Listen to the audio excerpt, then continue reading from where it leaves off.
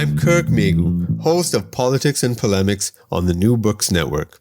I also host my own podcast called Independent Thought and Freedom, where I interview some of the most interesting people from around the world who are shaking up politics, economics, society, and ideas. You can find it in the iTunes Store or on any one of your favorite podcast providers. You can also subscribe to my YouTube channel. Also, are you an academic that wants to get heard nationally? Check out my free training on 3 steps how to use your intellectual authority to become a media personality at becomeapublicintellectual.com. That's becomeapublicintellectual.com. You can find the links below. And now, on to this week's episode. Hello. Today my guest is Mark Sedgwick, author of Key Thinkers of the Radical Right, Behind the New Threat to Liberal Democracy. Mark Sedgwick is a British historian specializing in the study of traditionalism, Islam, Sufi mysticism, and terrorism. He's professor of Arab and Islamic studies at Aarhus University in Denmark and chair of the Nordic Society for Middle Eastern Studies. He was formerly secretary of the European Society for the Study of Western Esotericism. Welcome, Mark. Thank you. Good to be with you. Yes, it's a pleasure. I look forward to a really interesting discussion. Not only this book, which I think is very important, but really your whole body of work is fascinating, and the line of inquiry that you've been pursuing over many, many years. But could you just, I gave a little introduction just now, but could you please tell us a little bit more about yourself and sort of what got you interested in this subject? Yeah. And also, people may be wondering why a professor of Arab and Islamic studies is working on the radical right, which is not really the same subject. The fact of the matter is I'm a historian by training, and I started off working on the history of Sufism. And during my PhD, I was really looking at a Sufi order that started off in the Hijaz, in the Arabian Peninsula, and then moved out through Southeast Asia. But as I was working on this, I heard about a branch of a Sufi order in Milan. And I thought this same order that I was working on, in fact. I thought this was so interesting that Cairo, I was living in Cairo. It's not too far from Milan, direct flight. So I just went and had a look in Milan. And there I met the guy who was running this tariqa, this Sufi order, who was an Italian who started talking to me about René Guénon, the great traditionalist author, and also told me about how he himself had got into this whole subject of traditionalism, which was through meeting Julius Evola, who is also one of the leading traditionalist authors.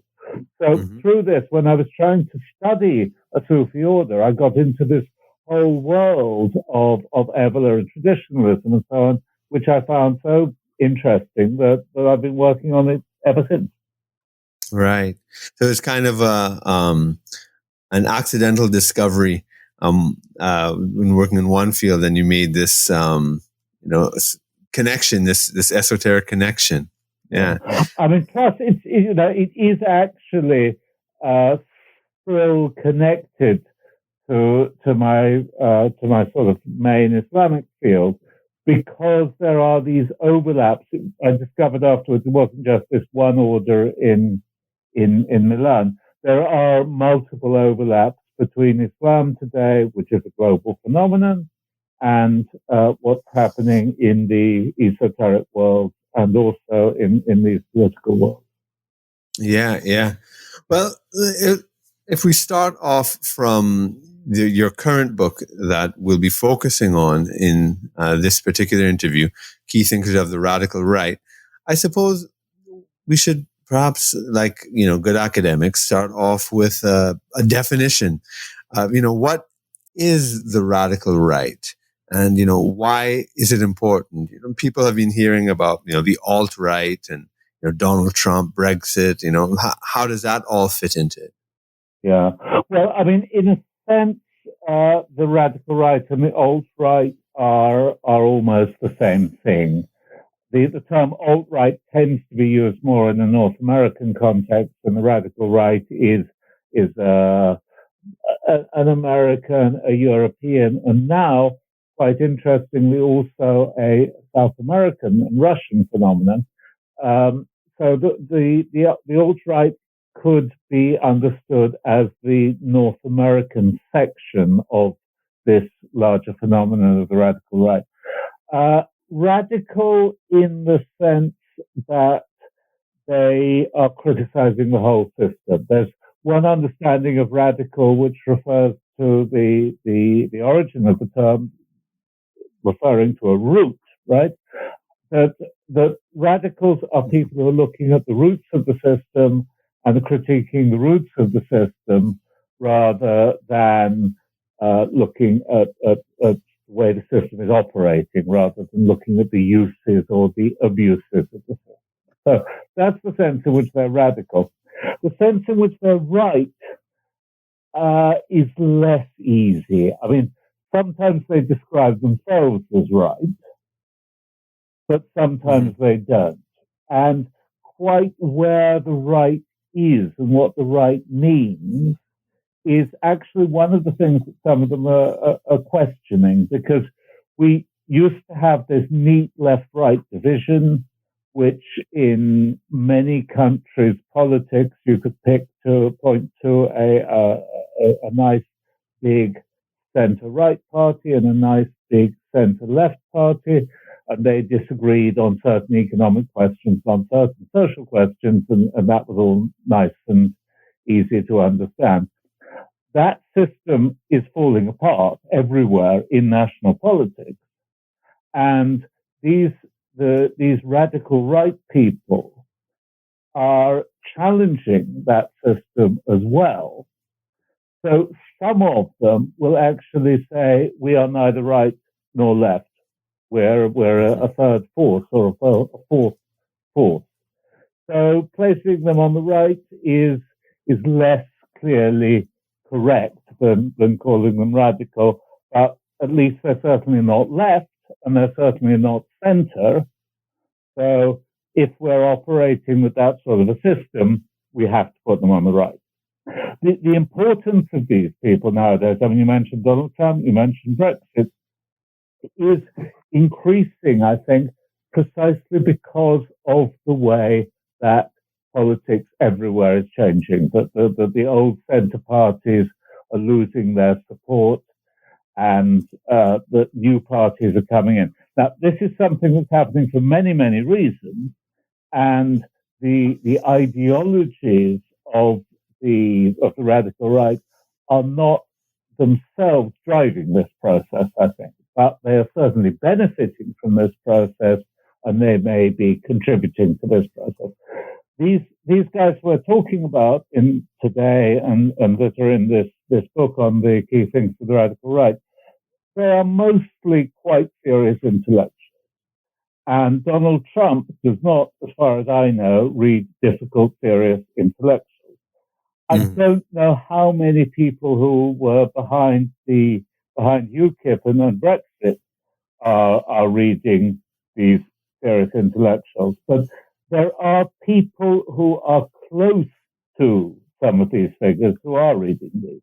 And of course, in the United States, the most famous person in this respect was Trump's former advisor, Steve Bannon. And Bannon, we know, has been reading these guys and is inspired by them. And I think there are other people out there like Bannon, not themselves the front rank politicians, but people who are working with or behind the front rank politicians who are reading these thinkers. Yeah, it's almost like George W. Bush surely never read Leo Strauss, but he was surrounded by people who did. Yeah, exactly. Yeah. No, I mean, I think to have a president who spent his or her time reading difficult theoretical texts would be a bit worrying. I don't think that's what an elected leader is really meant to do, but their staff should. Right. And, you talked about the falling away of the sort of old right and left distinction, which now that I am looking back on things, I wonder if it was ever adequate, but certainly now it's exposed for being inadequate. And especially for a lot of listeners who are mainly in America, although we do have listeners from all over the world. But in the United States, the right, what is considered conservative, is sort of capitalists, and I don't know, corporatists and big business, but that's not what the radical right is at all. In fact, I remember when I first came across just European conservatism, I was pleasantly surprised and also shocked that there's a whole anti-capitalist tradition on the right that is hardly even understood in the United States, and this is the kind of right wing that this is a tradition that the right you're talking about sort of fits in. Am I correct? Yeah, no, that's absolutely correct. I mean, in fact, in Europe as well as in the United States, the sort of centre-right parties do tend to identify with business interests and so forth. But these key thinkers of the radical right are not particularly interested in business, and in fact, they do tend to be quite critical of the capitalist system, of finance. And one of the things that they're all most critical of is what they call global elites. And they tend to identify the global liberalism that they are critiquing with the global capitalism. And several of them are arguing that the global elites and global capitalism and global liberalism is just a front for the financial interests of international finance. So at that point, one's beginning to hear things that one would probably expect to be hearing not from the right, but from the left. That's right. I mean, in fact, I came to understand these thinkers myself through the left and through the radical left. Like for instance, when you read Marx, his criticism, well, one of the things he praises capitalism for is for undermining traditional society, right? And then now socialism is supposed to be after that, and communism after that. But the traditionalist right, or the reactionary right, is at one with Marx on that capitalism does destroy traditional society, hierarchy, religion, tradition, belief, etc., monarchy, and so they are critical of capitalism for the same reasons in that sense. And I mean, when I at one point in my own reading and thinking, through anarchist literature, through people like is it Guy Debord? No, I can't remember his name, but Revolutionary Violence from France, George Sorel, and these type of people who are considered on the left. They had a lot of affinity with the right, so it's kind of like the anti-liberal left had a lot in common with this radical right in the critique of global capitalism. And there's this way that the radical right and the radical left in their critique of liberalism is very similar. Would you agree?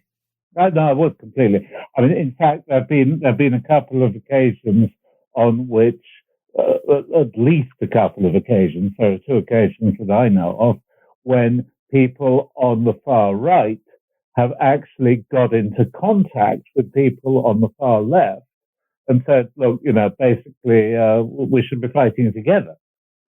Neither of these occasions really led to anything, but the fact that the conversation could even start illustrates very nicely what you've been saying, and also illustrates one of the problems with with using this left-right division, because at a certain point they actually come together. I mean, something I should add though is that I think although the radical right, like the Marxists, see capitalism as destroying tradition and religion, whereas for Marxists this is a good and useful destruction that paves the way to a desirable future. For nearly everybody on the radical right, this is an undesirable and unfortunate destruction. So they're both, they agree about the process, but they disagree about whether this process is or is not desirable.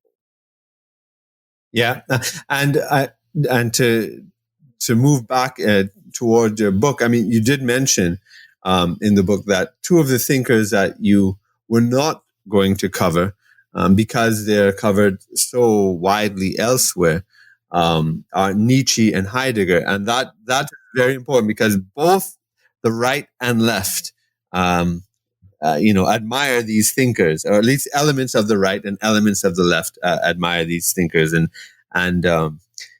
So I suppose with that, could you give us so now that we understand what we're talking about in this radical right, that it's not just a typical sort of capitalist big business at all, it's something else. Could you give us a sense of the evolution of the radical right thinking, some of the key thinkers, how they're similar to each other, how they're different? Yeah, sure. I mean, I think that for this, it's useful to go back to the French Revolution. My book doesn't go back to the French Revolution, but if one wants to understand this, one way of conceiving of it is in terms of the French Revolution and reactions to the French Revolution, and the struggles that go on throughout the 19th century, which are in some ways just a continuation of the French Revolution. And if in the 19th century one can think of things in terms of a sort of liberal Republican side struggling against a church and crown side, the church and crown side is in some ways the beginnings of this phenomenon. That was then, and the First World War changes things, or alternatively certain things are happening around that time, like the transformation of society by industrialization, the creation of mass society, whatever. Certain things that are happening around the time of the First World War and or the First World War itself changes things so much that old 19th century right of church and crown ceases to be relevant, and there are a few survivals here and there, but basically it just withers away and disappears. So today's radical right starts immediately after the First World War as part of that which replaces the old 19th century church and crown right. Hello. If you enjoyed this clip, why not listen to the whole interview at newbooksnetwork.com, or you can check on the link in the description below. At newbooksnetwork.com, just search for Kirk Megu and you'll see all my interviews, including this one, in the topics of politics and polemics, and my special series on Malcolm X and Black nationalism, and also Third World nationalism. So check that out and let me know what you think. All right, take care and bye for now. Don't forget to subscribe to my channel here and also subscribe on the New Books Network. Okay, take care. Bye.